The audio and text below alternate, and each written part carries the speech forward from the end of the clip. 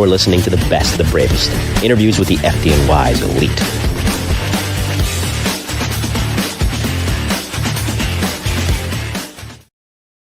Good to be with you on this Friday evening. It's been a busy week for the program, busy week overall, but welcome back, ladies and gentlemen, to what is episode 381 here on this last Friday of October. As this year winds down, year has flown by, that's for sure. And this will be volume 76 of the best, the bravest interviews with the FDNY's elite. If you have yet to check out the previous episode, it was a fun one to do, and that was with Alex Lee, formerly of WPIX, CBS, as well as ABC7, talking about her journey through media, respectively, before departing and the reasons why. So someone that's watched her for a number of years, especially when she was at CBS and later on, of course, PIX too, it was fun to really kind of get the insight into how she got to where she did, and of course, the backstory ultimately as to why she left. So it's an episode definitely worth your time if you have yet to see it. Good to see all you in the chat already. And of course, as you guys know by now, if you have any questions, feel free to throw them in the chat. So we'll run a couple of ads and we'll get our guest in momentarily. And the first one, since we didn't have time to run it last episode due to time constraints, we're going to run it now. Armor Tough starts us off. Need a new floor for your fire station? Choose an Armor Tough interlocking flooring system to cover your aging, stained, cracked concrete or epoxy floor. Around for nearly 20 years and proven to be the best choice in renovating your station floors, covering nearly 600 floors across the country, Armor Tough is proudly made in America and comes with a lifetime warranty, with floors that are usually installed in 1 or 2 days, depending on the size of your station, and no disruption in the process to your station's operations. Our system is guaranteed from chipping, cracking, peeling, breaking, or staining. The tiles are stain resistant and impervious to chemicals or volatiles that are used in the fire service. If you damage one tile, you can lift and replace without anyone knowing. And once it's installed, your floor would be easy to clean with just soap and water. It's not only for apparatus rooms. You can install an Armor Tough floor in virtually any room and choose from the hundreds of colors from the Designer Series or, if you like, from the Utility Series floor coverings. Are you in need of gear racks, an extractor, or gear dryers? Install an Armor Tough floor in your apparatus bay and take full advantage of a deep discount, saving you thousands of dollars on any of the Grove products line. Why install a breakable epoxy floor that'll need replacing in 5 to 10 years when you could have a floor that will last a lifetime? The Armor Tough flooring system is half the price of epoxy and will last a lifetime without issue, more importantly.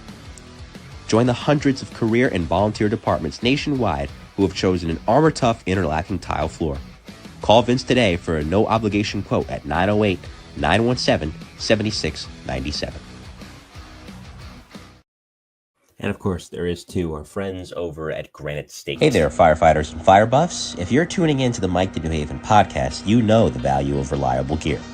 At Granite State Fire Helmets, we're proud to introduce the TL2, our premium leather Phoenix fire helmet. The TL2 is all about comfort, durability, and that timeless style you trust. And here's the best part. All in-stock inventory usually ships within 24 hours, so you'll have it in your hands in no time. Plus, our company is proudly owned and operated by firemen, so you know we've got your back and understand exactly what you need out there on the front lines. So don't wait. Gear up with the TL2 today. Granite State Fire Helmets, where tradition meets innovation, and where firemen have you covered. You'll hear from Billy Ryan a bit later before the rapid fire. My next guest is a public servant whose career reflects the true grit and versatility of first responders in the city of New York. He began in the subways as a New York City transit police officer pre-merge with the NYPD in 1995, and this was during one of the city's most challenging eras. Crime was definitely high in the late 80s and early 90s, and he later made the jump from blue to bunker gear when he lateraled over to the FDNY in 1993 and served in Lower Manhattan primarily, all of those years, as a matter of fact, with Ladder 5. So he pounded the pavement at Columbus Circle. He rode the rig at Ladder 5, and that for this volume 76 of the best and bravest interviews with the FDNY's elite. It's Mr. Craig Monahan. Craig, welcome. How are you? How you doing, everybody? Good to be here. Good to have you. Good to have you. Thanks for making the time and looking forward to this one. So before we get into anything with your career, tell me, where'd you grow up and any family involved in any form of civil service, or were you first generation? First generation cop and fireman. My dad was in the Navy, and he taught us well about being independent and taking care of what needed to be done, doing the right thing. Right thing, you certainly did. So, I mean, as you get older, especially once you hit the teenage years, you have a lot of people telling you, your parents, for example, or anybody else in the neighborhood, hey, take the city test. It's a good job, good pension, so on and so forth. Was that your case, taking all the tests? That was it. But there was some people I looked up to in the neighborhood that were doing real good. Guys like Timmy Post on the fire department. He, when I was a little kid, he built a fort in the backyard in Princess Bay of his, like in the woods behind his yard that we all played in. And I was just amazed by the construction. As a little kid, I always wanted to build, and I ended up learning how to frame, and it was helpful going towards the fire department. And there were other guys that were cops that, you respected the way they handled themselves. They changed once they went into the academy. They really grew up, and it was something that was impressive, and kind of made you proud being their friends. So it was easy to go in that direction that they went. Absolutely. So you got called, before I get into getting called by transit first, was that the only test you took, or did you take the fire test too? I took both. Yeah. Okay, you took both. And did you have a preference as to what you wanted to do, or at that time at least it didn't matter? Well, I felt the calling from the fire department. Hmm. Um, had seen some jobs as a kid, helped the firemen put out fires as kids, and I really respected what they did. And that calling, that comes from above. So it was, I wanted to be a fireman. I took the cop test also, just to kind of, if I didn't get called for the fireman, I'd get in the pension system. And it's also a good way to do the right thing and do good deeds. And I tell you, if every kid in America did 1 year on the cops, we would have peace in this country. Everybody would understand and have a little more respect for each other. I believe it. But with the fire department test, somebody died taking the physical that I got 100 on. Mm. Now you could, back then the test was really hard. You Yeah. couldn't go in there if you were out drinking the night before. I worked out for years with 40-pound vest. I ran the train station from one end of the platform to the other, up the stairs, across the overpass to the other platform, down those stairs at Richmond Valley, and up the other side. And it only was about 3 minutes of real work, but I did it in the same format as the test and made it easy to, even though I wanted to throw up every day that I did this workout, the test was easy, had 20 seconds to spare, and Uncle John was there. Captain Drennan was there, and I was ready to do the next thing. He said, "That's it, Craigie boy, you got it. You got 20 seconds left over." So it was good. It was one of the guys I looked up to as a fireman was Captain Drennan. Absolutely. And we'll talk about him tonight, of course, a little bit later on. Same thing now across the board for firemen trying to get on the job. The CPAT is what it's called. And it's spread out across 10 minutes and 20 seconds. And it's a lot of stations you have to do. I think like 8 in total, where you're wearing a vest the whole time. So, it's definitely a matter of endurance. And it's a mental game, too. If you can survive that, well, it's your ticket to get onto the best job on earth. So when you got called, I mean, like I said, we were kind of talking about it off air. Back then, of course, as we've been over a million times in this program, you guys in the audience know by now, 3 different police departments back then. So they were all under the umbrella of the New York City Police Academy. But as they were going along, they would take sections of the class and let them know, hey, you're going to what was referred to as city at the time, which was the NYPD. You're going to housing, of course, the housing police. You're going to transit. You mentioned doing workouts at the subway station. It's not like you weren't unfamiliar. Nevertheless, getting called to transit, which is really kind of a one-man gang of a police department, given the beat you're working, like we were talking about, and how tough it was back then. What was your reaction upon graduating the academy and then starting out over on Columbus Circle? Well, first of all, they said you're in transit, and me and Tony, the guy I walked in with, you guys are transit. We were like, "What's transit?" We didn't know what that was. But really, transit was the Marines. Back then, it was like the Marines of policing in America. I mean, Yeah. it was respected. The guys that were on patrol in District 1 when I got there, they didn't carry the nightstick. They carried an axe handle as a respect. That's what they got. When kind of like nefarious gentlemen saw them, Mm-hmm. they were respectful, and they went away. When they saw the NYPD back then, they kind of laughed, but the transit guys deserved and earned respect. It was single man patrol, and most of the time the radio don't work, so you have to take command of the subway, and that's what they taught me in District 1. Great place to start. Great place to learn the job. I feel like policing in Manhattan, it's different from borough to borough, of course, but policing in Manhattan, it's a whole new ball game because each borough has its own specific thing that you see a lot of.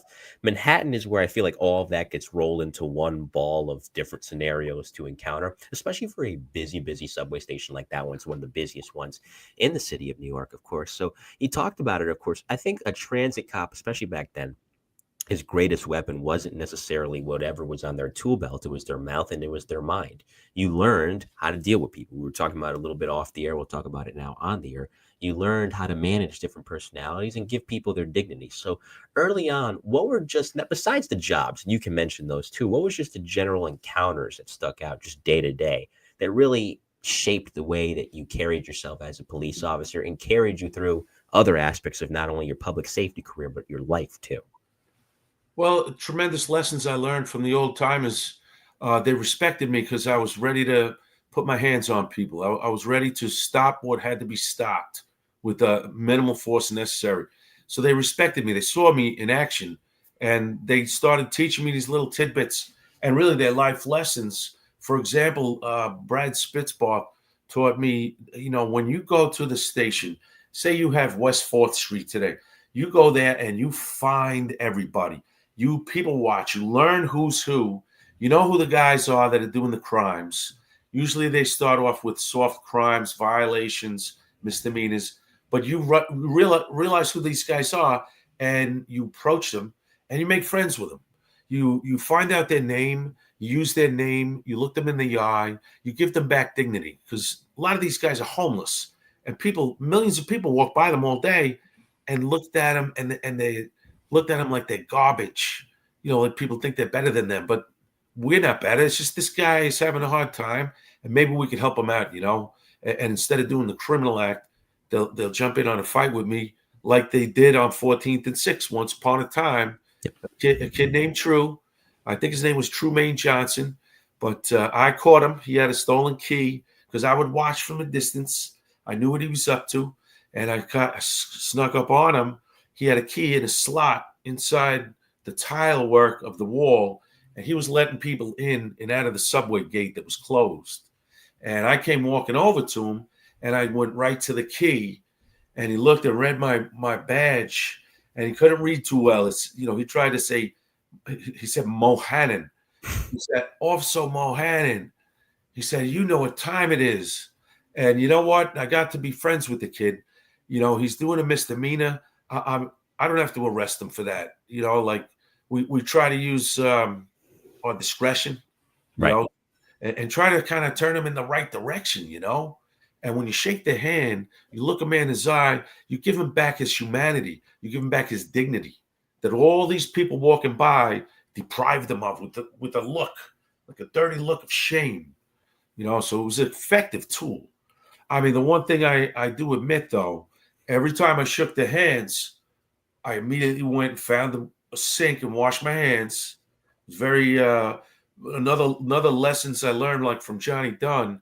If you just picked up the phone, the pay phone to call in for your ring, you would have to call the command to say, "Here, I'm at West 14th or whatever. Harry 1 is my booth." Because we didn't really have radio communications, you would call by phone.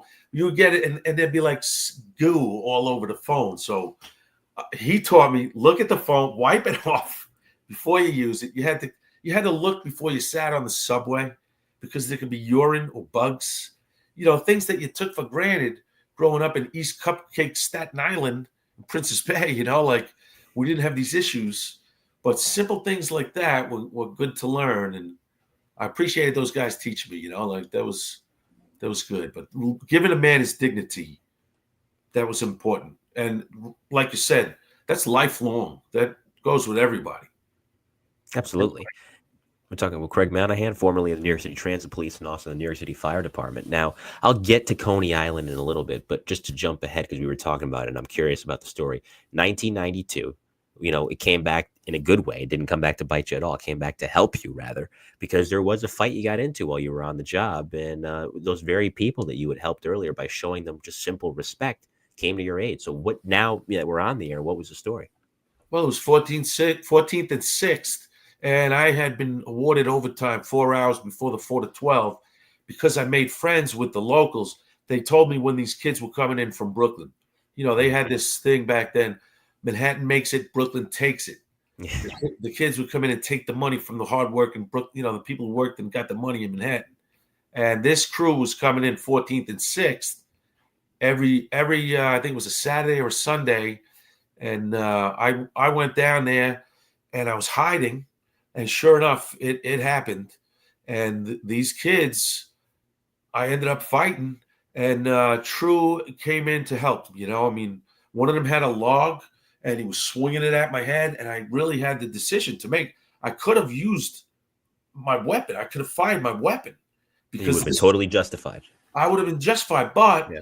I had been working out like crazy on the heavy bag at the time, preparing for these kind of things. And Mhm. no cop wants to take a life. No Right. cop wants to fire their weapon. So I was able to duck the log and come up with the right hook, and then another right hook, and it worked to our advantage. We got the guy, and True was there to help out. Like it was good. It was a show of force. And it paid off. Treating people with dignity. Absolutely. And I'm sure that's a story wherever Trumaine is. Hopefully he's doing well and he's living life the right way. And I'm sure he remembers that story too, I hope uh, so. many, many years later. You weren't in Coney Island too long, but it's worth noting it was a rough time for the transit police out in Brooklyn because the last two line of duty deaths they had pre-merger were both in Brooklyn. Irma Lozada gets killed chasing the perp. She gets cornered and gets gunned down. And then a few years later, Bobby Venable is confronting a couple of heavily armed guys, and he gets shot and killed. Right. So that was both. Both of those incidents were in Brooklyn. Night and day from Manhattan, like we said, different boroughs, different styles of policing, different styles of firefighting, as we'll talk about a little bit later on. That year, though, in Coney Island, how did it differ from what you did in Manhattan, both on 59th and Columbus and later on Canal Street? Well, in District 1, I was taught to show my presence in a menacing way to anybody that's criminal. It makes the people that aren't criminals feel safer. They know the way that you hold yourself, that you don't take any poop. You don't you do what's got to be done, and it was kind of a threatening thing to the bad guys. But then going to District 34 in Coney Island, I was the same way, and they weren't really hunting as much as I was, and we were. So it was kind of like they were looking at me like I was a buff because I was making all these collars, but I didn't care. I was hitting it hard. And Lieutenant Harrington gave a nice speech to me when I got there. Not to me, about me, to the roll call. And you guys should be more like Monahan. He brought in a rape collar. He got a robbery collar. I was hunting, and I was really trying to make a difference to help the people that were getting robbed Yeah. and getting all the bad things that happened to them. And it was a different ball game back then because, especially it changed a lot when Bratton came in as transit chief and later on as police commissioner for New York City, where the name of the game wasn't so much, prevention. It was just responding after the fact. I mean, and this was the case for all three police departments, unfortunately, just because of sign of the times. They were reactive. They weren't proactive. So back then, you were outside of the grain if you were proactive because of the fact that cops were afraid of getting jammed up. This is after a series of corruption scandals in the 70s. It's not too far after the Knapp Commission and Serpico and all that. So to see a cop get out there and get after it, from the stories I've heard, cops back then were kind of like, huh? Because it sounds funny, but it really was a foreign concept given what the laws were and just given the context of the time. Oh yeah. Oh man, you were a lot of guys were so afraid of going to jail, Yeah. not worried about getting shot, But really, they say that we don't have empathy, but I felt the pain of the victims, and I really feel like the victims deserve more respect than they're getting today, even that they were getting back then. And every time I encountered a victim, that hurt me. So it was kind of made me more aggressive to catch more of the bad guys. And it was helpful, but you can't do 20 years that way, not even in that day, because it makes you a target for internal affairs. This guy's got all these arrests. This guy's being put on TV. They think that you're doing something wrong. All you're doing is the right thing. You're trying to help people, and they look at you like you're the criminal, and they try to turn it that way. And it's not that way. Right. These guys need to be able to put their hands on criminals, and there has to be a respect for the law. It's sad. Exactly. Sad. It is. I mean, you don't want, if it doesn't have to get there, it doesn't have to get there. But if it's got to get there, you got to know, okay, you should be able to not even think twice about it. All right, you want to get violent? You want to take a swing at me? All right, let's go. It's on. And there should be that fear. It's not there right now, It's not. But you unfortunately. said Bill Bratton. You mentioned Bill Bratton, and that guy came to my aid. Mm-hmm. He ran down. I am running. I mean, I charged as a cop. I charged. I came down. If you called for backup, I came down hard. The whole station knew it. The way I came down the stairs. I mean, you could project yourself in a way like you're a linebacker going to make a tackle on Earl Campbell, and people see it. The good people are grateful. The bad people want to leave. And when you get there, and now you're running down West 4th Street subway platform, the A platform, and the commissioner is running alongside of me trying to catch up to me in his suit with his shiny shoes. And I was like, man, I love this guy. If we could only talk him into being our mayor now, it would change this city. It would change the city. If not mayor, governor, and one day president, that guy would make. He was a tremendous leader, and he came into the command at District 2 when I was in District 2, spoke to our roll call. He went to all the commands, spoke to roll call, and he said, put your hands on them. Broken windows policy. We're going to get them for little things and test the fingerprints. And you know what? We got robberies. We got murders. I got a guy who escaped federal prison for murder by playing the token gate at 32nd Street, 6th Avenue. He came through and grabbed him. He had just done a robbery upstairs, which I got him for. But when we ran the prints, he escaped federal prison. They didn't even prosecute him. And when those marshals came to take him back to the prison in the cell, he was like, they were like, we got you now, kid. And he was like, oh, it was fear. He didn't want to go back. Right. He and back. It was a deterrent. And that was the thing. I mean, crime dropped 27% during those 2 years that Bratton and Maple were together coming up with those things. Of course, I'm talking about the late great Jack Maple. Maple was a maniac. He was funny. I met him in District 34. He used to wear a zoot suit. Yeah. He was like that wide shoulder, like he was a gangster, like started the decoy unit. Yeah. He was decoy. Those guys those were guys that I picked their brains. And again, those guys respected the way I did it. Because, like you said, there were a lot of pails, like a pail of poop. That's what we used to call guys that didn't do anything, that would hide. They had a key to every room that they would sit in while somebody's getting raped. Like those of us that experienced those victims, we hunted. We became the steel beam. The steel beam, 3, 4, and 7.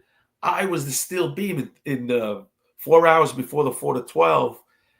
And right in front of me, the guy did a robbery with a knife. You know that one that you chop the garlic with? Yep. Right in front of me, in front of the token booth at like 1 o'clock in the afternoon in front of all the people. But I was hiding in the beam. He didn't see me. And I was following him. I was basically using my spidey senses kind of to, like, I noticed the body language. It's off. It made me just kind of say, maybe I should watch this guy. And that was probably a criminal act by me. That was probably some kind of profiling. But it was effective policing because I got the guy. I had to chase him halfway to 8th Avenue, but got the guy in the street, got the knife, the woman, the robbery. It was a robbery one. It was a good collar. And just because of the victims are being forgotten. I saw the victims. It hurt me. I felt that pain. And I wanted to give that pain back to the next guy that I caught, which was not exactly healthy, but it made for a very good arrest record. I made pretty good amount of arrests. You were an active cop. I feel like I could do a whole show on your police stories alone, but I have your fire department career to get to. And that was the original calling that you felt. And by the way, like I said, working in Brooklyn for a year, you worked on Canal Street, which was a lot of fun. It kind of comes full circle because you kind of spent your fire department career in that same area for the most part. when you got onto the job. So feeling that calling and getting that call finally from the FDNY, hey, you're in the next class. Even though it's what you wanted, I imagine it was very bittersweet to leave the transit police because you made a lot of good memories there. And obviously you were having a lot of fun doing what you were doing. It was painful Yeah. because the guys and the girls that I met there, tremendous human beings. We still get together, and I let them down. When you leave, you leave them. You leave them behind. They don't have you charging down the platform anymore. Like you've left them. Like I always felt sadness in that way. And it was painful too, because I could still help them. But the way I policed, I was going to go to jail if I stayed up doing that. If I kept doing that for 20 years, you just can't take command like that anymore. You're not Right. there's half of this country. You mentioned the calling. They don't even believe in God. They're godless. But we feel the calling, and God does. He puts us in places. He put me in the police, and that was a good thing. And I learned a lot there about being a better person, and to teach my children how to be better people, and to spread it.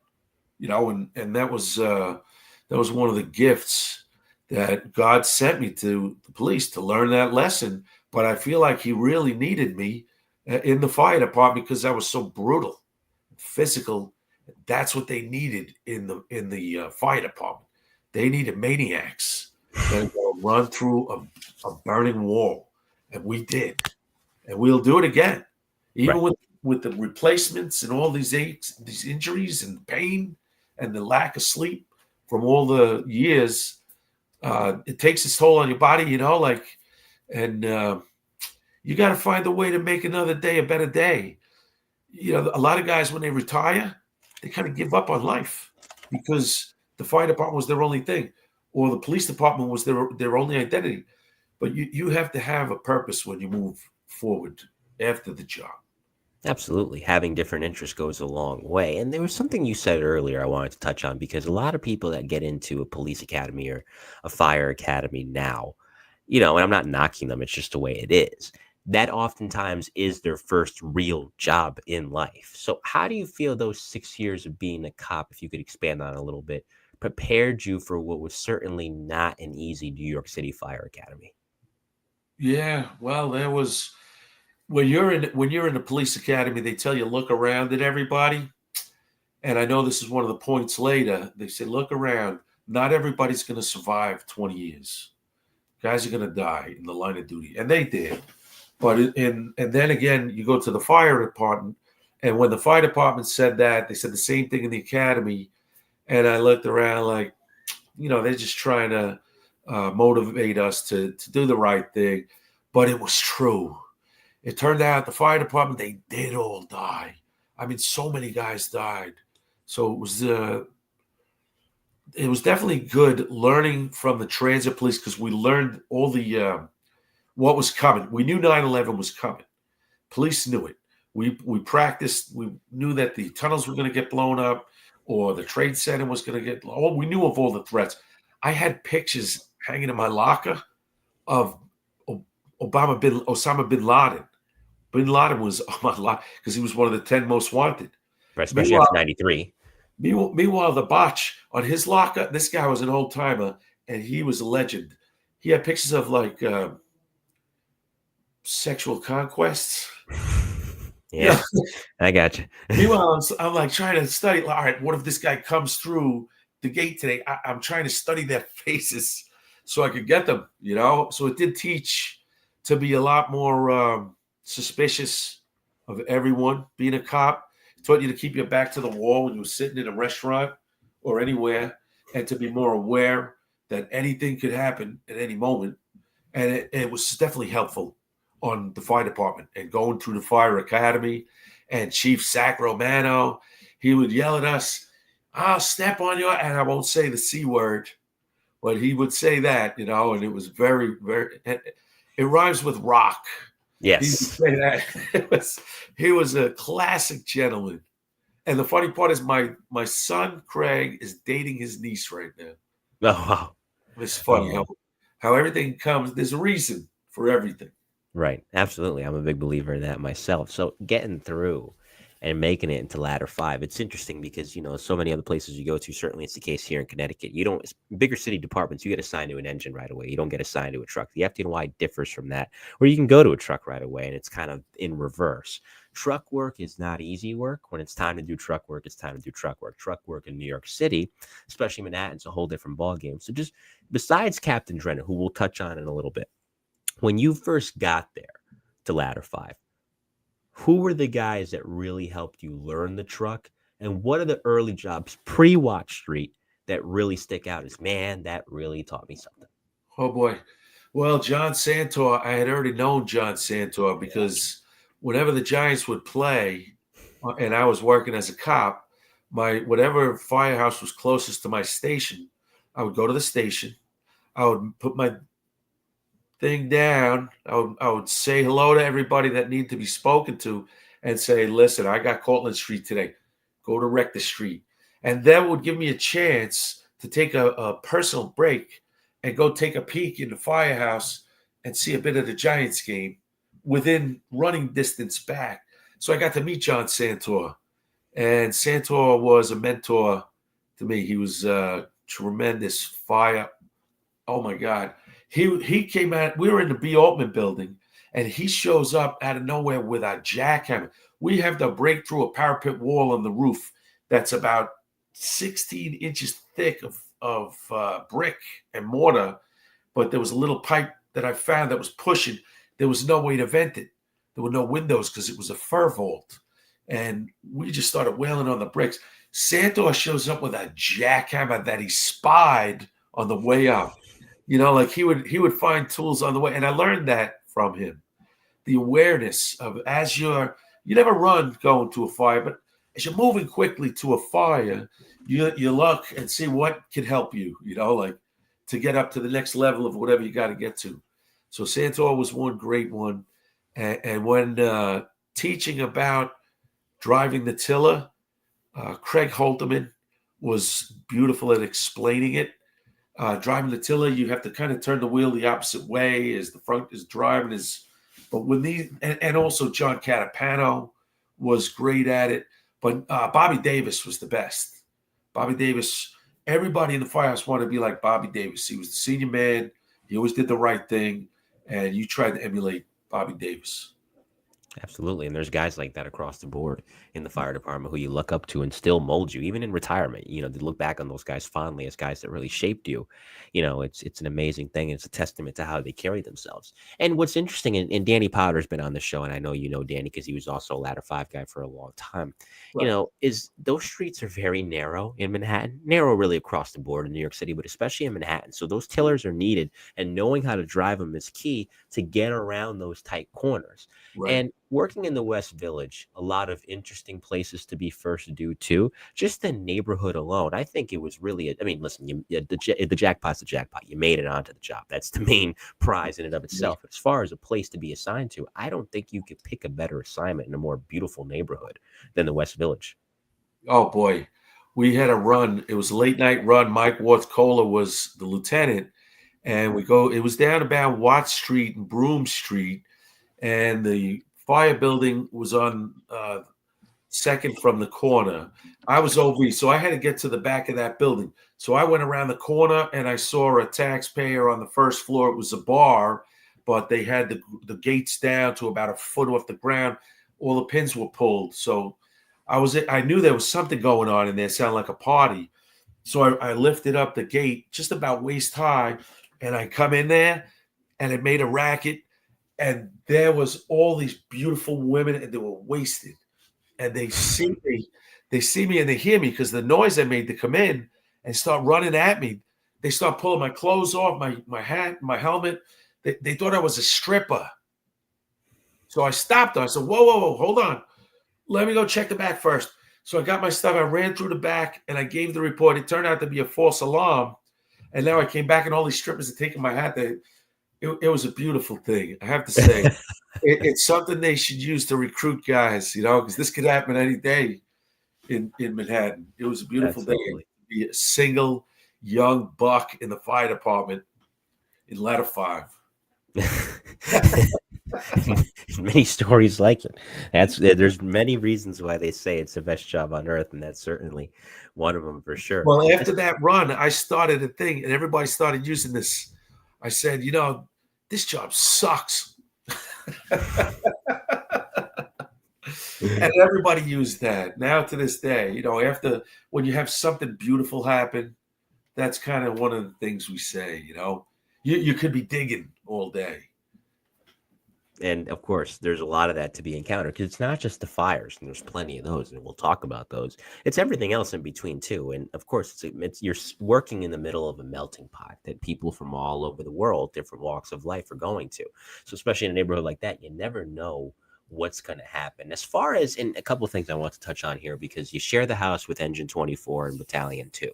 And I'll mention some of the guys that worked on the other side of things too in a moment, but as far as the first due area and the types of fires you guys would get, tell me about how many fires you guys would get and just what you would, in terms of building construction, what you would be first due to. We talking tenements? We talking about private dwellings?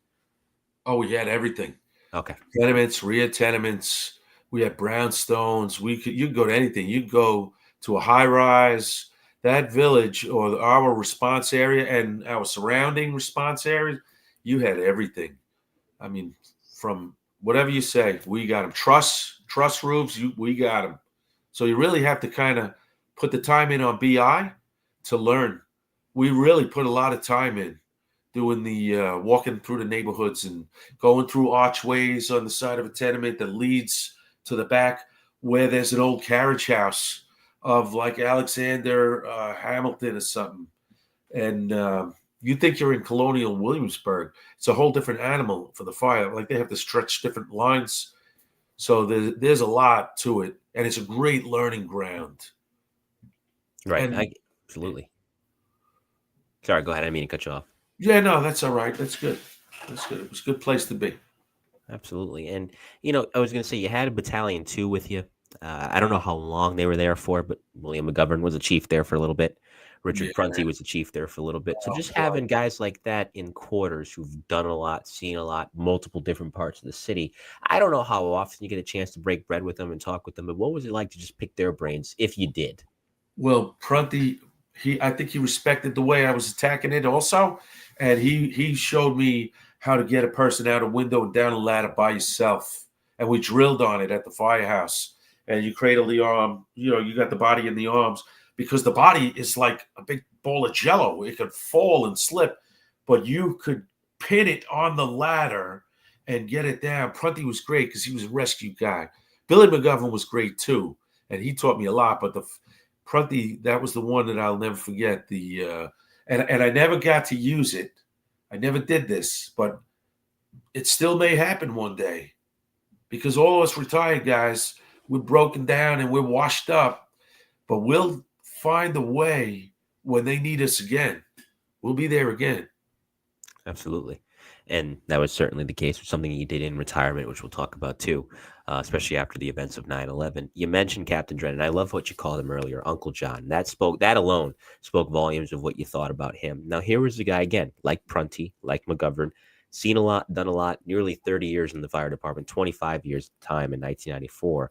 To have a guy like that in the firehouse, that he struck me, and especially with the way Vina described him, gentle giant, really. Here's a guy, and seeing him in the home videos footage on Dateline, big guy, big classic Irish guy, but nevertheless someone who seemed very soft spoken and someone who was a hard charger, but had a quiet way of getting his point across. To have him as a mentor early on, getting to ladder 5, just tell me about what it was like working tours with him, and just again, much like you did with Chief Prunty and Chief McGovern, picking his brain too. Oh man. First of all, he found out I was going to the academy, and I knew he was a big shot Mm-hmm. and could help me I wasn't trying to ask for favors, but Right. he came to me. He said, You're going to ladder 5. He asked me, where are you going? I said, 111, 103, 132. And he laughed in my face because those were like at that time top 3 busy fire duty that year. We had a lot of friends that were already on the job. And Captain Drennan laughed at me. He says, You're going to ladder 5. So he took me in under his wing, and my God, he taught me oh man, I learned so much from him.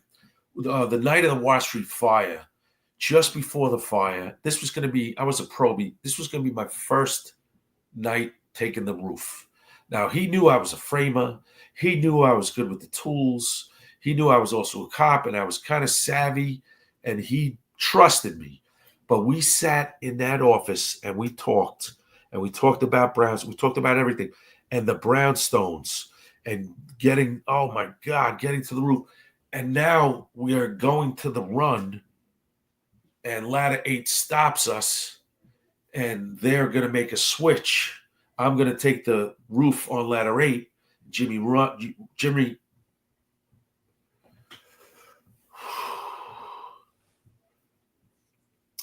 going to take the irons over for me, and we went to the job. I switched. I got the roof. But as I'm running down the street towards the fire, moving quickly, I could hear Drennan's words exactly. Look for the exposure.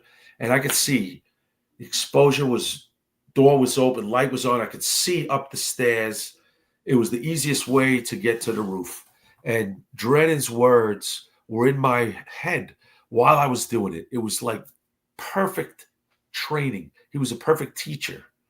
He made it really easy to understand and really easy to remember. He did all kinds of memory drills, and they were effective. And I used them on my children today. He also taught his children by making tests that I also do with my children. And Connor's got a 98 average. He's looking at a possible scholarship to Regis, they're saying. I don't know. But Drennan was a great teacher. And you have to also include, when you say John Drennan, Drennan is the guy who made ladder 5. He built ladder 5. Absolutely. Created what it is. He made it better. He brought in the horses and he taught them how to run. And he ran it, and they're still doing a great job there in ladder 5. I'm so proud of those guys that are doing it now.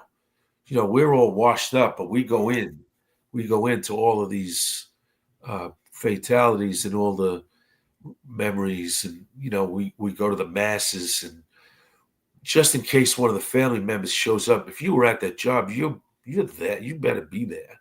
And we do that to this day. All those years ago, we still do it. And even though Vina doesn't really want us to do that Watt Street mass anymore, we're doing it for the captain. We're doing it for Jimmy Young. We're doing it for Chris Seidenburg. We go in, and their spirits, that's what the bagpipes are about. When you hear those bagpipes, the spirits of the fallen are among us. And they're standing shoulder to shoulder with us. And they got their hand on your shoulder. They're whispering in your ears to do the right thing the next time, too. And to teach the next guy to do the right thing. It's a heavy thing. And, the FDNY every day with Memorial Day does a great job with it. It's a heavy, heavy thing because, as I said before in the program, any line of duty death, police side, fire side, EMS side, if there's going to be any sort of positive to come out of it, it's what you just said, which is let's do the right thing the next time so we don't have something like this happen again. So we avoid somebody not even just dying, but getting seriously hurt and never being the same, maybe not even being able to continue in their career and having to retire early. Let's avoid that. And, that night, sometimes you can do everything right. Things can still go wrong. It's the nature of the job. One of my favorite videos on YouTube that I stumbled across, because I liked, again, as we talked about off the air, I like to see how these guys were before and just how they were day to day.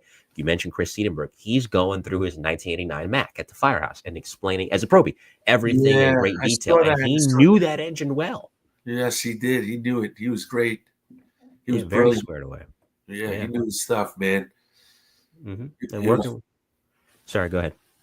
Yeah, he was well taught, I mean, he was EMS first. He wanted this job so bad, and that when he was burned, he said to the EMS guy, "This is still the greatest job." Yeah, he did. He really, on his death bed. I mean, that kid was amazing, and he's such a tremendous inspiration to all of us, as they all are. All of the fallen, we're the guys that survived, and we're making sure that we get every bit of life out of this place because it was taken from them. Raise your kids to be warriors, teach them how to learn for themselves, teach them the right things, keep them in the right direction. And so far with us, it's going good. That's good to hear. If you just on, and again, I'll get back to Captain Drennan in a moment, but just a note on Jimmy Young too. There was a guy who was also very squared away with an incredibly bright future. When you look back on working with him, imagine much like Seidenburg, right? Another guy that was really squared away. What are your fondest memories of working with Jimmy? Jimmy, he owned a VCR company. They one of these. They used to rent VCRs. You could watch a movie, Mm-hmm. and he was a movie buff. He would bring in all these movies, and you would be like, "What the heck is this 1950?" It would be tremendous. I mean, he was a brilliant cinema. Uh, he was like aficionado, and he was kind of like opening our eyes to all the different parts of different movies, and be more open to watch different things. He was a good fireman too, and I tell you, when we made that switch right before the fire, he handed me the radio, and I said, "You're the man." And that's it. He had the irons, and I went up on the roof. And he did. He knew his job, man. He knew the stuff. Same like Chris, like you said, you saw the video of Chris, Mm-hmm. all the pieces. As soon as I got to the firehouse, he was also one of the guys showing me the engine ring and all the different things that you had to know on that. So he was an asset to the firehouse, no question about it. But he was hysterical, and you love those guys. I mean, so many guys like Joey Graffignino. When you worked with Joey Graffignino, you know you're gonna laugh your butt off for 24 hours. Oh man, he did the Shakira thing. He did so many things. We had a good time, and you had to because sometimes there was horror. It was, but you had to face it and get through it and make something good out of it and laugh. You really had to laugh, and we ended up learning, and we learned from the Watt Street fire because they made us go to psychiatrists and stuff. Mm. And they said we were all crazy, but I think everybody's a little crazy. Yeah. Well, if you're gonna do a job like that, think about it. You want to run into burning buildings for a living. You got to be a little nuts to do a job like that. And I say Yeah, that in a good way. your brain is telling you don't go in there, but your Right. body knows you got to do. Got to go in there. So you got to, and it's a good thing. Yeah, absolutely. And I will say, just you kind of touched on it earlier, but I want to dig deeper into it. As far as you talked about what he taught you about life, which is just as important, if not more important. But tactically speaking, especially as you grew in your career, what's one lesson you look back on that Captain Drennan taught you about firefighting specifically that you felt really aided you over the course of your career and you passed on to other guys as you got more time, became more senior at Ladder 5? Well, he said, expect it when you least expect it. Mm. Because there are times when I've came in on my career and I might have been tired or something. The baby was up all night or whatever. And it's a day where you think, oh man, I hope we don't have a run. You're going to a second alarm that day. So you get in, you get yourself ready, you work out, you get your muscles stretched and ready, and you got to prepare like it's coming right now. Expect it when you least expect it. That was probably the most clever that I did use. I used it every single day I walked in there. Listen, it's imperative because you just never know, and you always want. It's not that you're on guard and you're tense, but you just have to be prepared. Preparedness is the name of the game. You talked about it. What did you say earlier when you were talking about your time in the transit police? You were the beam. It's kind of Yeah, the same thing here in terms of preparedness, in terms of intensity, and just not getting complacent. And I'll never forget. And I don't know who came up with the phrase, but it's something I've heard a lot of as it pertains to the fire service, which is you can never learn enough about a job that can kill you. You don't know when that next right. run may be your last. And that's something you, of course, know all too well with what happened in 1994. And it's something that a lot of guys, especially if you work in the bigger cities, not that it can't happen in small towns, but in bigger cities, there's, bigger problems, of course, you carry it with you. I wanted to go back for a second rather, to just Ladder 5's first two area, because it's not just, okay, you're down over on Houston and Green. You're also, No, involved in Houston in sixth. Houston and Six, I apologize, not Houston and Green, but you're involved in responses besides the West Village. Potentially, you can go to Soho, you can go to Greenwich Village. There's other aspects of your second do too that are Right. just as appealing and enticing in terms of being able to do work.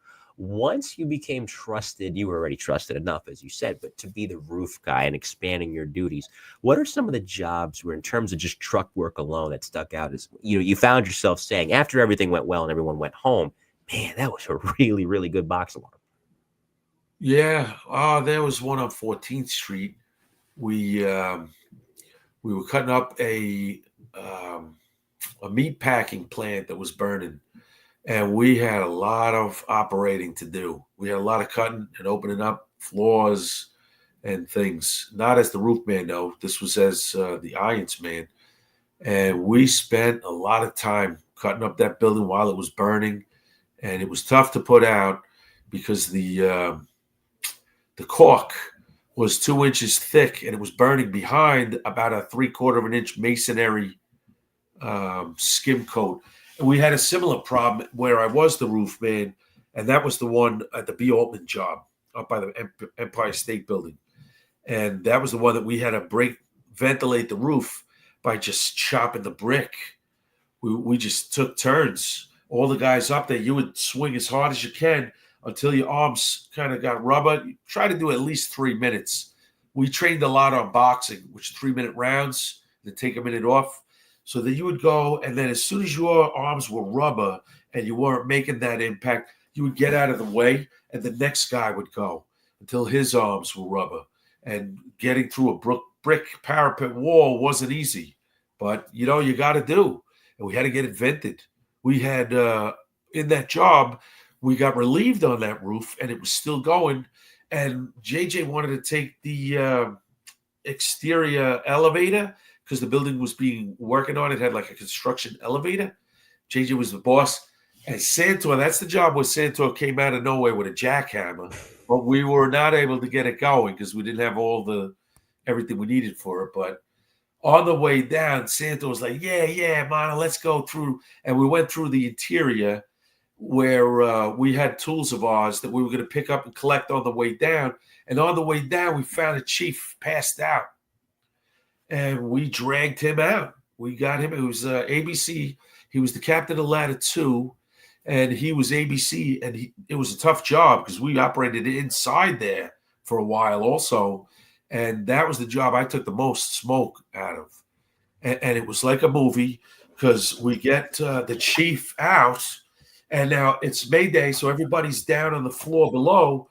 And the next chief was asking for volunteers to go back in because guys were wiped. I mean, everybody was wiped out. Like we had already spent hours chopping on the roof. I said, I'm going in. Are you crazy? It was like a movie.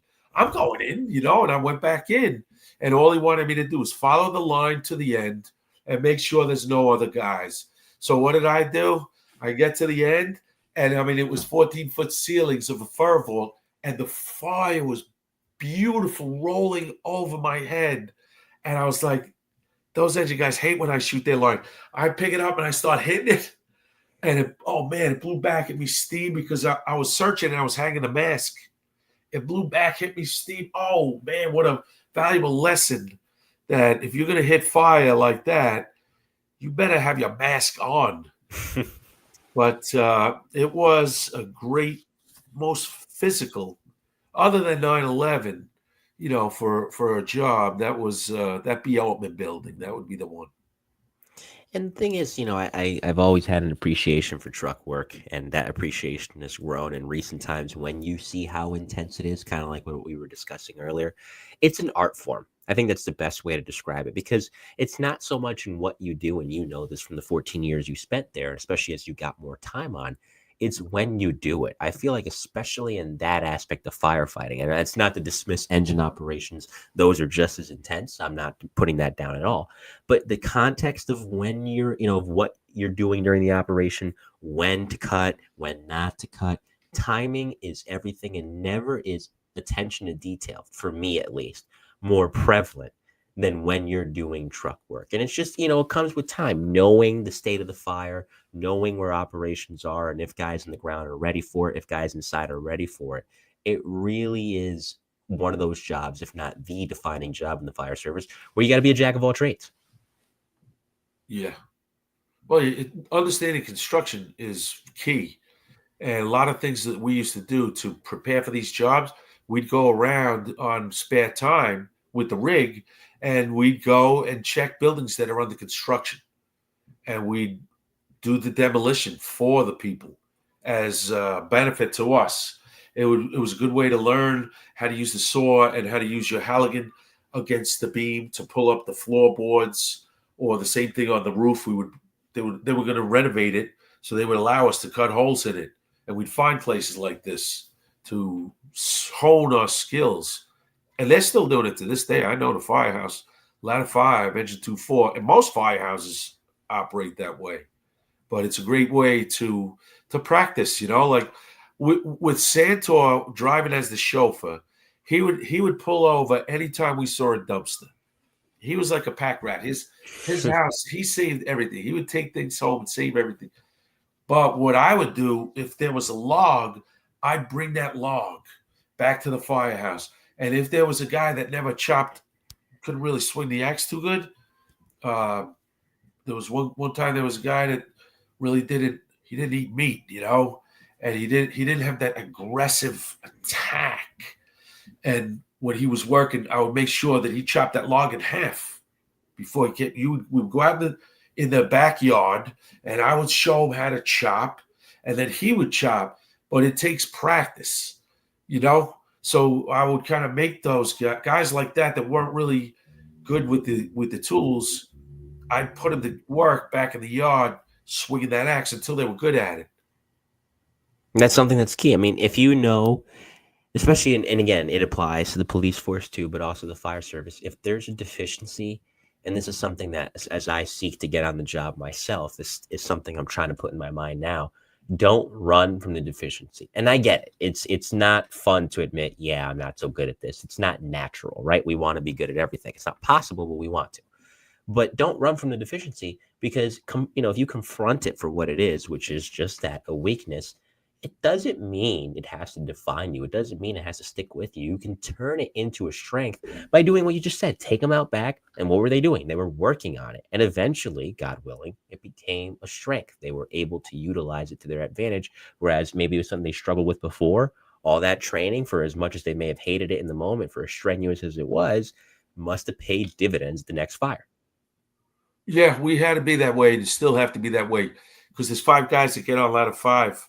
And if everybody, and this is one of John Drennan's analogies as well, if all the guys do the right thing, what they're supposed to do, the OV, the roof, the irons, the can, the chauffeur, then we're a fist and we get the job done. But if one guy's doing his own thing, we can break your fingers swinging that fist. That's true. And you have to make sure that everybody's ready, because we rely on each other. Yeah. It's a machine. You take a cog, even how small the cog may be, you take it out of the machine may not function as well. The machine may stop working altogether. It's all part of a grander plan and approach to fighting fires.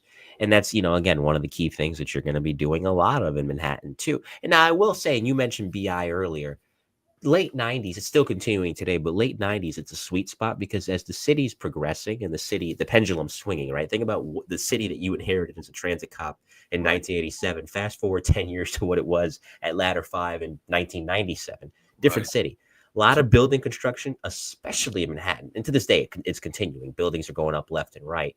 What were the buildings in newer construction that you felt especially not iffy about, but like, we already got to be prepared enough for these type of buildings that we already have in our first two, but these ones might be a problem. We really got to stay on top of these. Whenever we found those trusses or the C joists, they were structurally, it was good engineering, but what's going to happen in 20 years when that piece of plywood on that I truss starts to deteriorate? Like we started all these were the ones that got me the most, these little construction things like that, like a C joist or a truss construction. They were lightweight. They were saving money for the builder.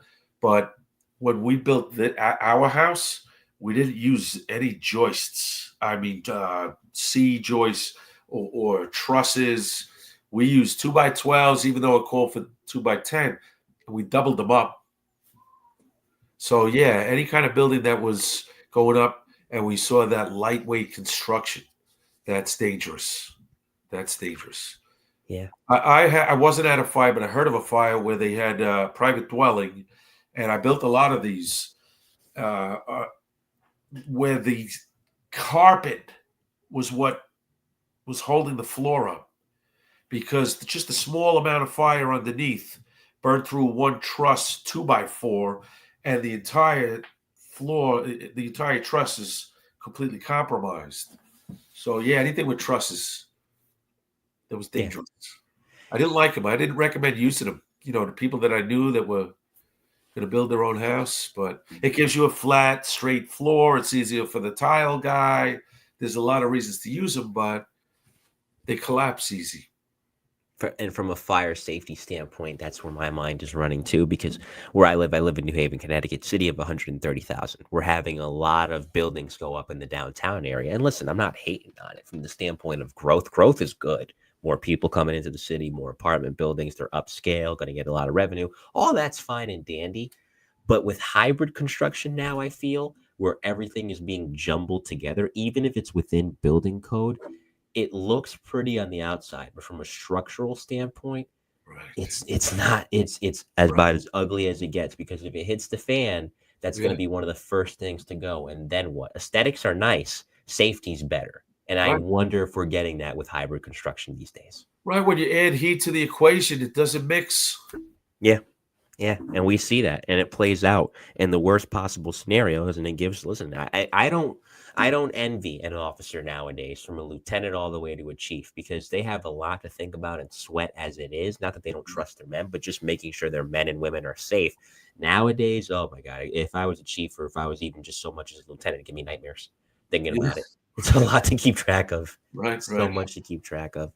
I will say there's also, again, and we'll touch on September 11th briefly as in a moment, but there's a lot of fun days. You mentioned the story with the females earlier. Just working in Manhattan in general, people love firefighters. People always want to stop by. Even when you're out in the neighborhood, people just like coming up to you guys. What were some, and sometimes you can get some fun details too. You got the ticker tape parade cutting through Manhattan, maybe not through your neighborhood, but it's cutting through whenever teams win a championship, which the Yankees, back when the Yankees actually knew how to win things, were doing a lot of in the late 90s. So just tell me about those fun details and just the fun you would have in the neighborhood that obviously loved you guys so much and still do. Well, I don't think there was anything more fun than Halloween parade. It used to come right by our firehouse on 6th Avenue. Oh, really? I had no idea. And all of us guys that had pickup trucks would come in like the night before or early that day, and we'd nose our pickup trucks into the curb. And basically, we would have our entire block cordoned off. And that was just for any of our guests. In case we had a run during the parade, we'd have to be able to get out of there.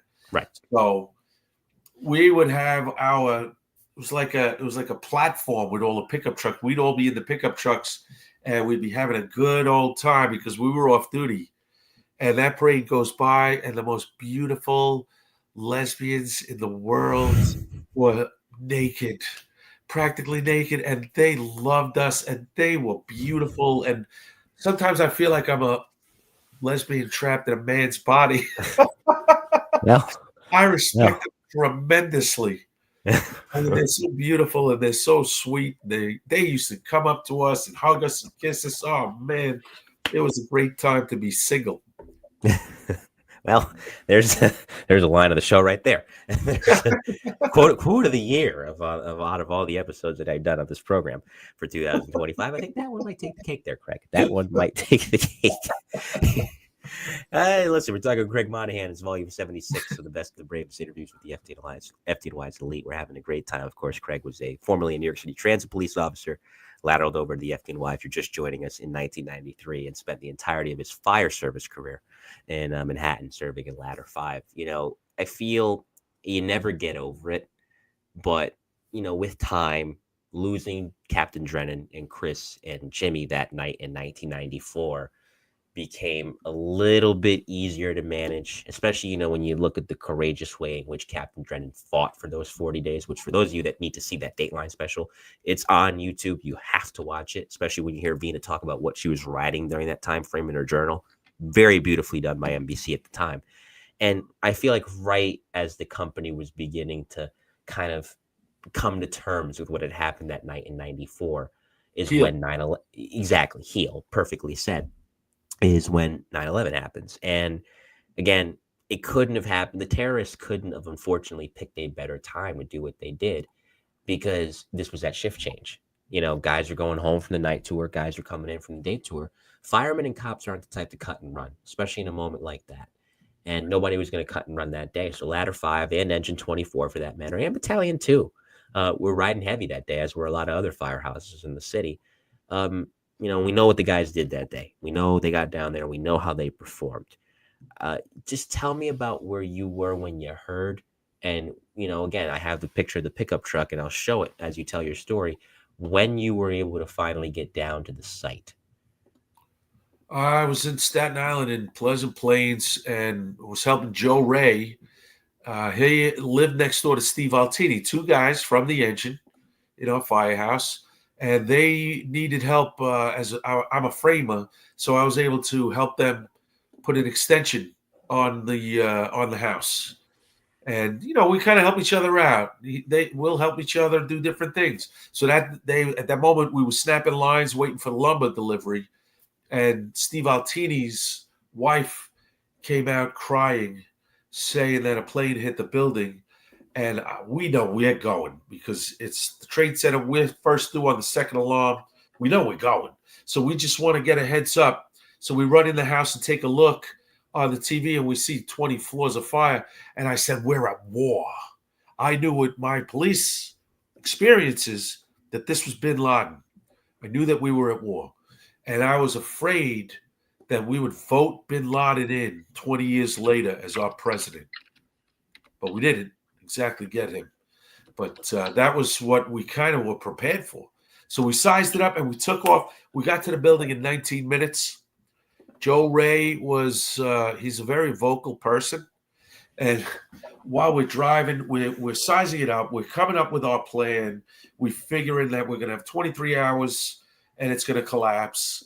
And Joe Ray is out the window with my placket, and he's doing the siren. He's going, woo, woo, woo. We were kind of getting ready, getting jacked up to go to war. And on the way there, the cars were just all parked on the highway, but we didn't slow down. We took the grass, and Joe Ray was screaming out the window. And sadly, Steve Altini came with us because he had children and he survived, but it was a different decision. If you had children, maybe you shouldn't go as hard as we were going, because we weren't going to listen to the chiefs. We weren't going to stand behind some fence 2 blocks away. We got to the Verrazano. It was closed. Those cops, I could have said, oh, they wouldn't let me go. Those cops got out of our way, and they were happy to stay at the bridge and do their detail. But I felt like they kind of wished they were able to come with us.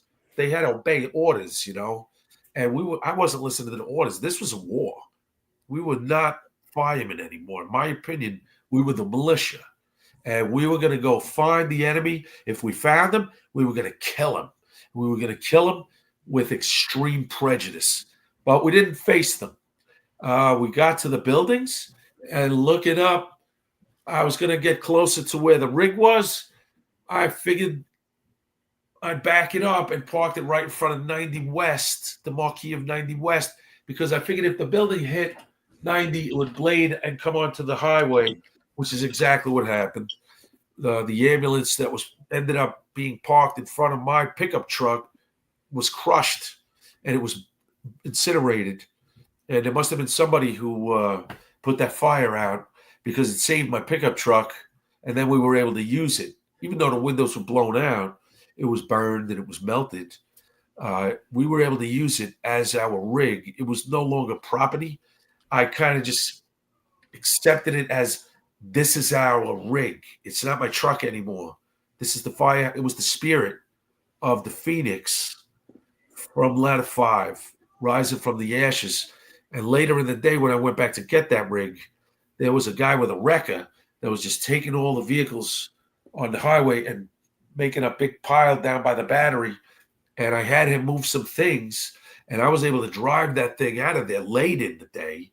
And as I'm driving out of the hole, there's hundreds of firemen behind that fence that I would never gonna stay behind. That this was hours after I was operating, and those guys are waiting there, and I'm driving out, and Mad Dog Donahue was one of the guys waiting there. So he listens to the bosses. He wasn't going renegade like me, like us, and he says, Mono. And I reach out, I pound on the window. I said, it's a Chevy. And all those guys were like, yeah, it was like a win for the war. To me, this was World War III. And that they finally got us. And that we had to fight them back. So that rig ended up the next day. Bobby Davis, Freddie Perugia, Danny Edwards. These are all retired guys. They showed up at the firehouse and they went right to the rig that was crushed. And they took that 5 symbol off the bumper, and they took that Phoenix Ladder 5 sign that Dan Potter made on that was crushed on the ladder and brought it back to the firehouse. And we all came up with this idea because some guys in the whole job, guys were talking out loud.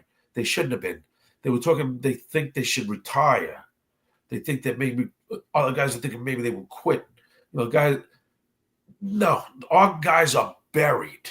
This is no time to quit or to retire. We got to get that no matter what. So it was a motivational factor to get everybody's hands drilling that truck. Marty Moriarty writes "Made in the USA" on it.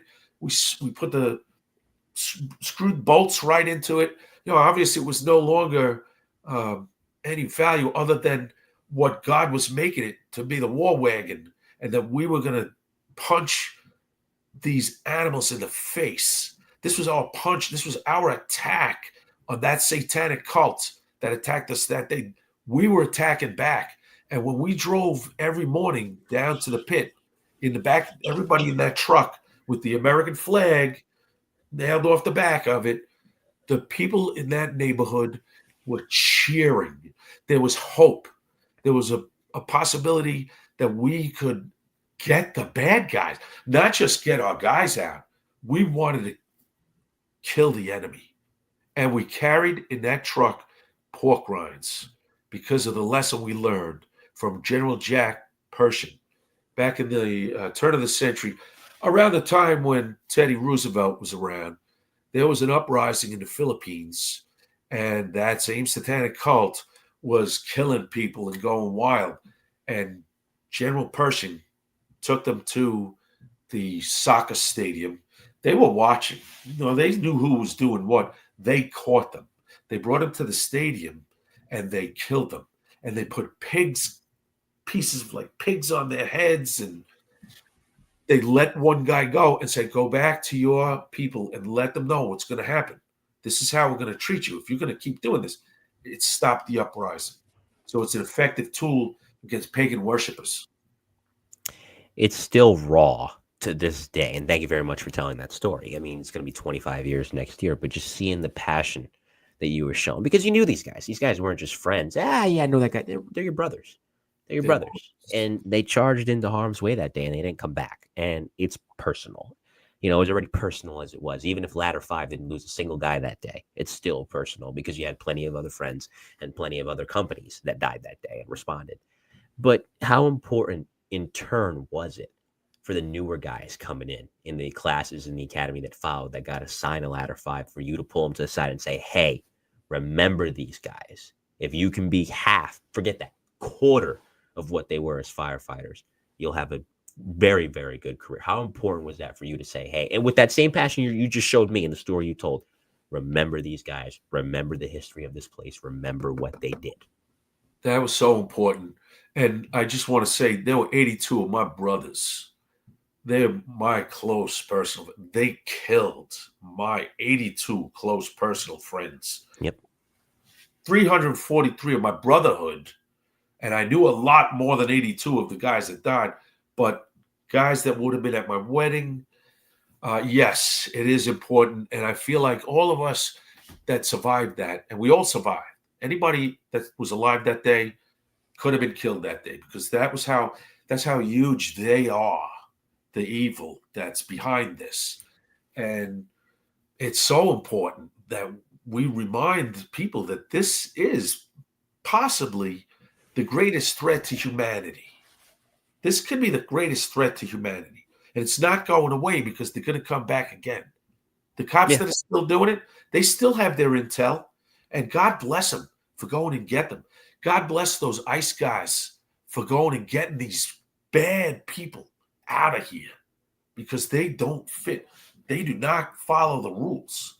And we need people that follow the rules. This is civilization. So it was so important to me. Every day of my life is bent on this, that I remind everybody. And I tried to kind of back off, because it could be a disability. It could be, oh, this guy's crazy. He's talking about it too much. So I try to back off a little, but I do remind all the probies. I go to all of our firehouse things. Whenever we have a mass or a dedication, I go. The only time I missed the Watt Street Mass was the 20-year anniversary, because my son Craig was playing the state championship. And your children have to come first. And it is so important. And I do. I'll keep going there as long as all of these broken down bones could keep getting me there. And what I'm trying to do is bring that truck to the firehouse, because the Hannafins, the Saucedos, Tiana, Santore, on the day that we have the mass at the old St. Pat's Cathedral, we all go back to the firehouse, and those families come around that truck, and I provide in the truck a big cooler, and the Hannafins get the Heinekens, the Saucedos and the Santores go for the Corona Lights, and we all talk the stories about their fallen loved one. And being that we're alive, this is a way that we can still give them solace. It's something. You're a connection. You're a connection because you knew them on a personal level. You spend so much time with someone. And especially you have to keep in mind, a lot of these kids, they were so young when their fathers got killed. And they don't have a lot of solid memories. You know, if it's one thing if you're 7, 8, 9 years old, you have some memories there. If you're 2, 3, 4, 5, maybe a little bit, if at all, you don't have any memories. You're hearing everything secondhand. So any connection is valuable because you never heard their voice, you know, or even if you did, it was for such a brief time, you don't remember what they sound like. You know, home videos is another big thing, of course, too. But just connections like you, because you worked with them, you knew them, you know, and it paints an incredible picture as to, again, who they were, what they did, why they were so valuable to the fire department, just the credit they were to humanity to do what they did every single day, you know. And it's not just the guys that were lost on Watch Street. There's the guys that were lost to 7 years later at the Trade Center. And like we talked about off air, take a guy, not that I'm, you know, singling him out as more important than the other guys who gave their lives that day, but think about Mike Warchola, as we were talking about, a guy who had done his time and was going to retire that morning. It was his last tour. He had done his night tour the previous evening, September 10th. He was going to go home, and that was it. He was going to retire after a nice long run in the New York City Fire Department. It would have been easy for him to look at that and say, well, guys, I'm out of here. You know, this doesn't apply to me anymore. I put my papers in. I'm out. He hopped on that rig, and I'm pretty sure there may have been a thought, I may not come back. Hopped on it anyway. Went down. He definitely knew that. Mike definitely knew that he was probably not coming back. A lot of guys did. Yeah. And he had children. And it's a different decision when you have children. When you're a young buck and you're single, you can run through a brick wall and it's okay because you're not letting down your kids. You can take that extra risk of your own life to save the others. And it's not going to hurt your child. But it was he's truly a hero. I mean, all the fallen are heroes. But yeah, Mike Warchola, he was a boxer. And he used to have, whenever we were had a job where we had to do a lot of flights, we would do 10 flights, and then we would take a 1-minute break, just like a boxing ring. You do 3 minutes of killing it. Literally, you have to focus on every punch for that whole 3 minutes because it's so draining. And then you rest for 1 minute, and then you get back, and it was conditioning. And that was a great thing that Mike taught me.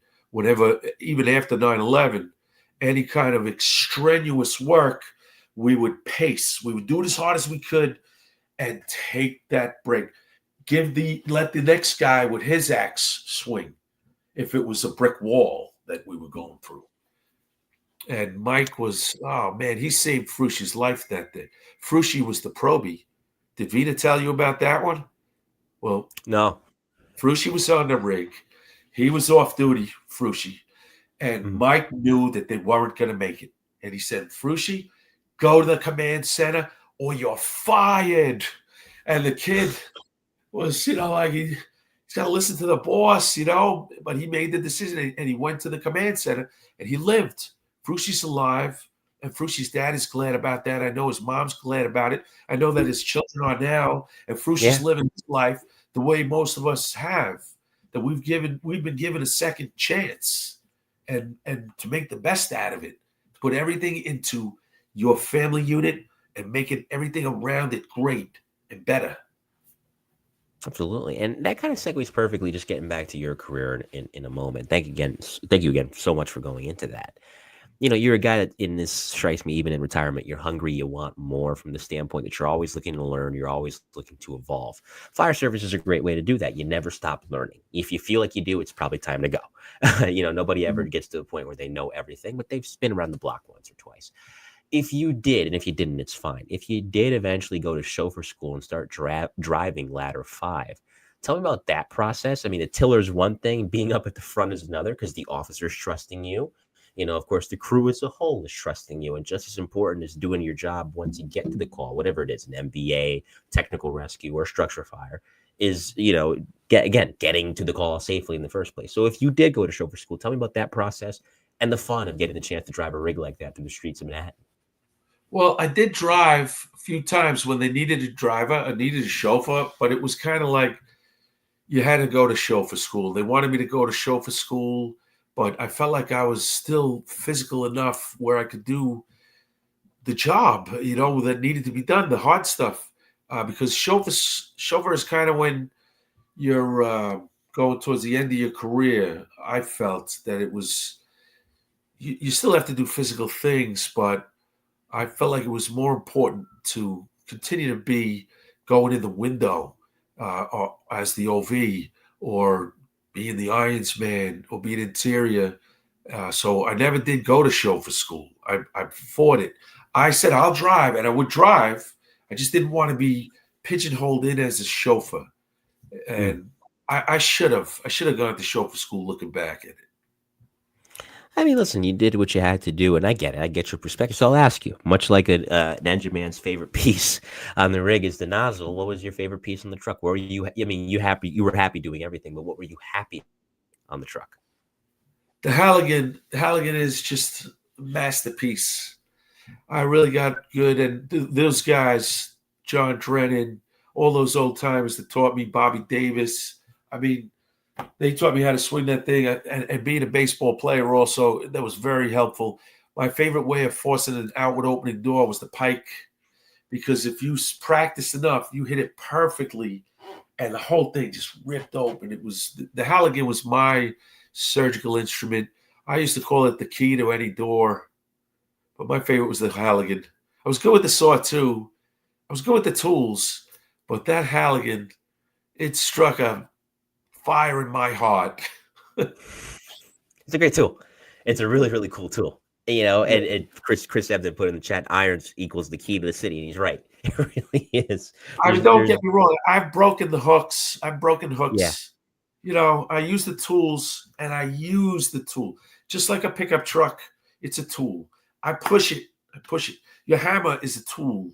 Your sledgehammer is a tool. I push them. We break them sometimes. And that Halligan, I never broke a Halligan, but boy, I have one. I do have one. Bobby Medea gave me a 4-footer.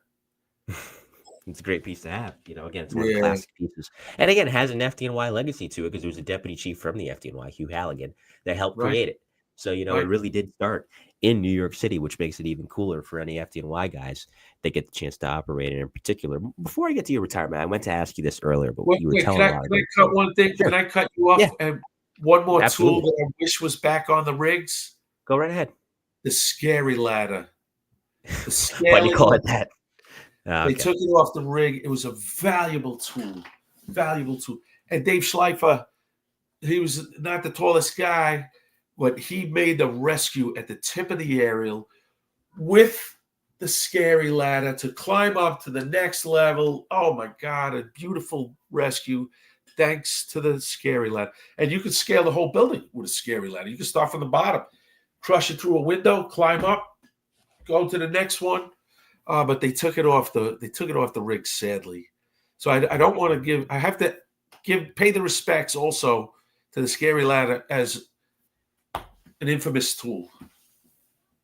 I mean, I'll ask you too. Was it a safety thing as to why they took it off? Was that the main reason, or was it just again kind of outgrowing the okay safety thing? I get it. It makes sense. Safety, safety. Yeah, yeah. I mean, I I wish there was a way. disagree. I disagree. I mean, No, yeah, especially if there's good engineers, sound training on it. chiefs have a great job. They have brilliant minds. They did the schoolwork, but there's a reason that we had to ignore them down there. There Yeah, was, and when I see them today, they thank me for that because we had to go places that we had to go. I don't care what you say. Tommy Hannafin's family's in the firehouse. We're not coming back until we get him, and we got him. We got him the right, first week. right. No, and there's this. Any good officer, especially a chief, knows that. You know what? And a lot of chiefs during that time were very, very good about that. No, listen, we got to find our guys. And find your guys you did. Now, but I meant to ask you this earlier, and I'll touch on you retiring in '07 in a moment. But there's not just the fires, right? You mentioned rescues too. I mean, granted, you're not rescue one. The more technical stuff they're going to be able to do. But again, given the foot traffic in the area and given just what the first do encompasses, a lot of MBAs, a lot of entrapments, you got the subways too. What's a really good non-fire related job that you can recall from your time in five? Where again, much like I asked you about the fires earlier, you came out of it saying, all right, that really taught me something. Well, there's a funny one on Ladder 5 where we went down to Christopher Street.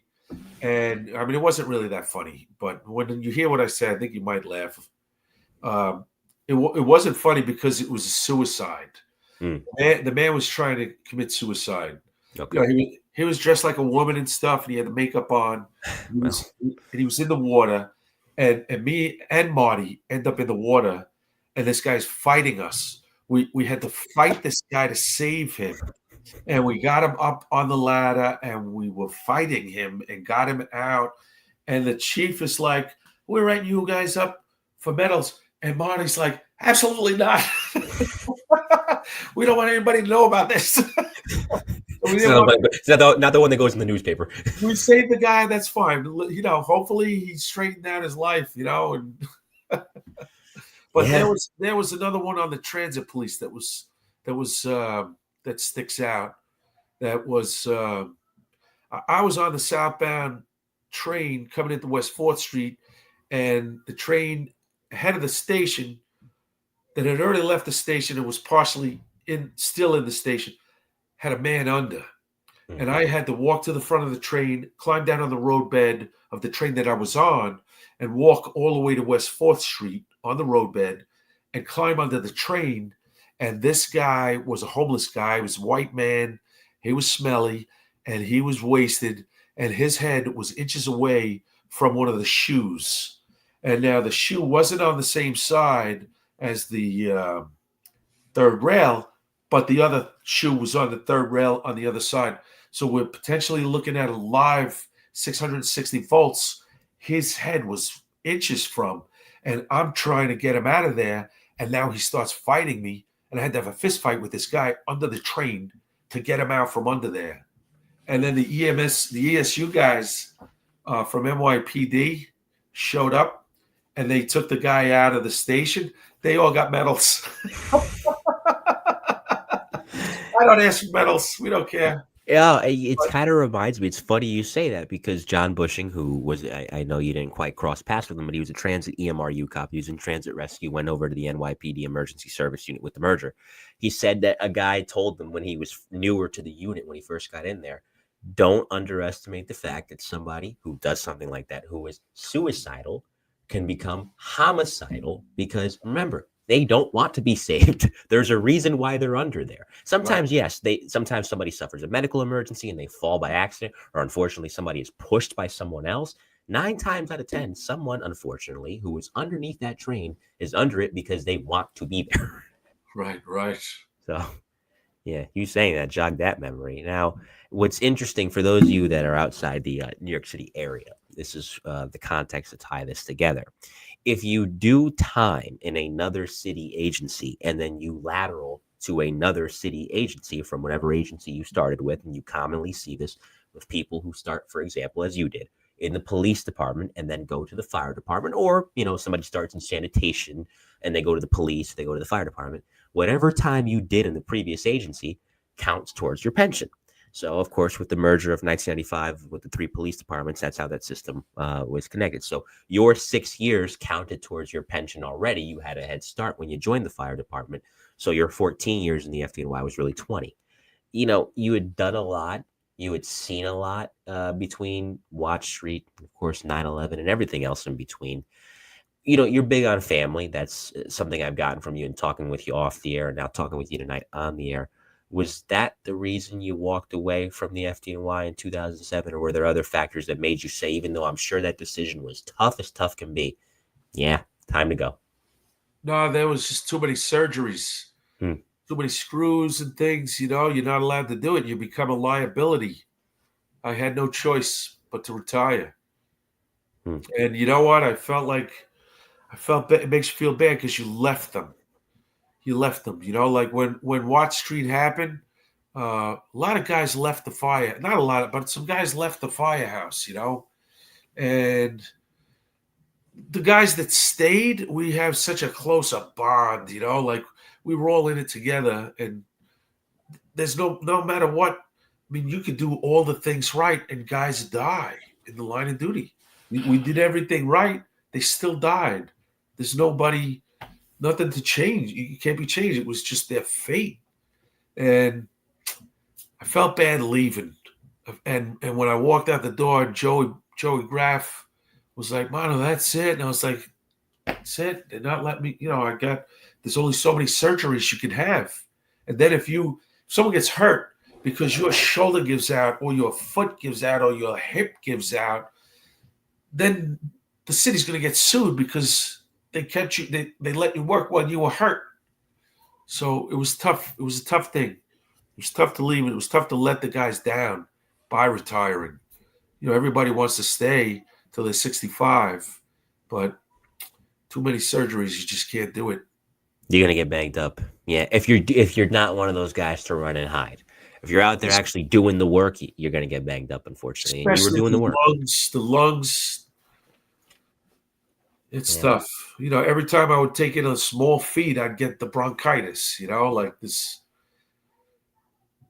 It was tough to not be able to do it. Yeah. Yeah, it's never easy to leave, especially when it's something you love and you obviously loved it. You loved helping people. You loved being a police officer. You loved being a firefighter. You got the chance to enjoy the best of both worlds. So I'll ask you, even though it's not easy to walk away, you got to. And as I always say on the show to guys that express sadness, when they had to leave the job, whatever it was, PD or FD, I always say, and the audience knows this by now, you guys know probably what I'm about to say word for word. You got to make the walk to the pension section. There's so many guys that never got the chance to do that. Yeah. So, in line with that, and you have a lot now to be grateful for, and you've talked about your family tonight. When you look back on those 20 years, merging your police time and your fire time together, if you can define that in a sentence or two, looking back, what are you most grateful and glad you got the chance to experience across those amazing 20 years? Well, it was great to be with all those men and women that made both jobs so valuable, and to have been valuable to them, as they've said. They've said it, and they say it when we see each other. And that's why I keep going back. I go back, and we get together when we have a lot of functions to honor the fallen, and we get together, and all the new guys, we teach them, and we'll never stop teaching them. And they are keeping that firehouse strong. Those new guys who aren't so new anymore. But there, again, the generations change, but the mission never does. Right. This has been fabulous. We're not done yet. The hour and a half has flown by, and we'll do the rapid fire momentarily. But this rapid fire is brought to you by our friend Billy Ryan and the Ryan Investigative Group. Play that ad real quick if we can in the background. Find it here. Stand by. The Mike the New Haven podcast is proudly sponsored and supported by the Ryan Investigative Group. If you need an elite PI, look no further than the Elite Ryan Investigative Group, which is run by retired NYPD detective Bill Ryan, a 20-year veteran of the department who served the majority of his career in the Detective Bureau, most notably in the Arson and Explosion Squad. So if you need a PI to handle anything from fraud, legal services, and anything else that you might require, contact Bill at 347-417-1610. Again, 347-417-1610. Reach him at his website or the email that you see here. Again, if you need a PI, look no further than Bill Ryan and the Ryan Investigative Group, a proud supporter and sponsor of the Mike to New Haven podcast. Indeed, a little bit of a glitch on my end. That's why the ad didn't come up right away. Apologies to those of you in the audience. But now time for the rapid fire. 5 hit and run questions from me, 5 hit and run answers from you. They are fun and they're easy, although you can say pass if you want to. First one, we talked about the similarities besides the obvious, which is you're taking people to jail in one profession, not in the other one, unless you're a fire marshal. The biggest difference between policing and firefighting. In policing, you don't get respect, you get hatred. In a fire department, you could be aggressive and they pat you on the back and give you a beer. You could break things. You could literally break things in the house. Yes, Hulk smash. Hulk smash, and they'll love you for it. This is true.